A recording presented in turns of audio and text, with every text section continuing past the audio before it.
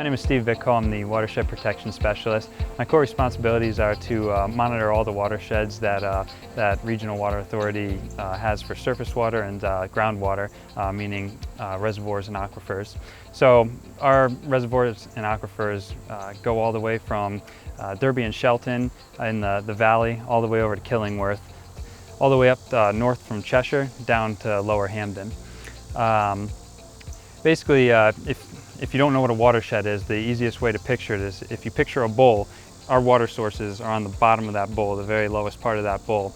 All the precipitation that comes from the sky comes down and hits the sides of that bowl and just rolls right into the deepest part, which is our reservoir. So anything that hits beyond those ridges, the outside ridges of the bowl, land into other water supplies.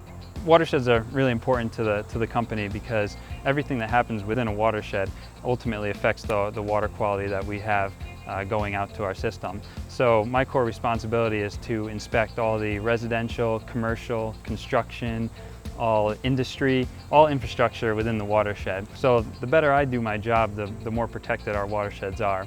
This ultimately means we can use more natural methods to filter our water and make it cleaner. Ultimately, it makes the water much better quality if you protect it from the source. My name is Ron Walters. I'm the Senior Environmental Analyst at the Regional Water Authority. My main job responsibility is to review site plans. Any development project within our watershed or aquifer areas that go in front of local land use commissions, they're required by state statute to submit those applications to us so we can review them. What I look at and comment on erosion controls, impervious surfaces, stormwater management, chemical handling, fuel storage, things like that. And we submit our comments to the commissions. We make recommendations about how to improve it, the projects, the development projects, and trying to reduce the impact on the public water supply. Lake Whitney is our first reservoir. Back in the late 1800s. It was originally used for power production for the Eli Whitney Armory. It's pretty much the birthplace of the American Industrial Revolution. Later on, the dam was raised and it became a public water supply. It's compared to its watershed, it's rather small. It's pretty much, it acts more like a slow-moving river rather than a reservoir. The turnover, because of the watershed is so large, we have a thunderstorm, a large rainstorm coming through, pretty much flushes it out in a short period of time compared to Lake Gillard or Lake Saltonstall.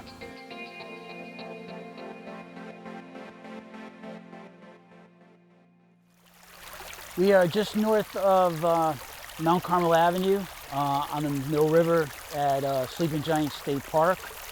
As you move farther up the watershed, the area becomes less urbanized and industrialized, becomes more residential and more rural. As far as water quality, this is the perfect type of land use for a watershed. It's forested, open space. The Mill River has a huge buffer system from any type of development that is good for wildlife habitat, for a wildlife corridor along the Mill River. The trees shade the river. The water temperature remains at a more constant level. The stream has a bunch of rocks in its riffles, so you're actually adding oxygen to it. If you look at the stream here, it's not filled in with sediment, so it's not sandy, it's rocky, which allows for the macroinvertebrate in the river, the bugs in the river, which actually is used as food for the fish. You could actually determine the quality of a river based on the type of bugs that are in the river.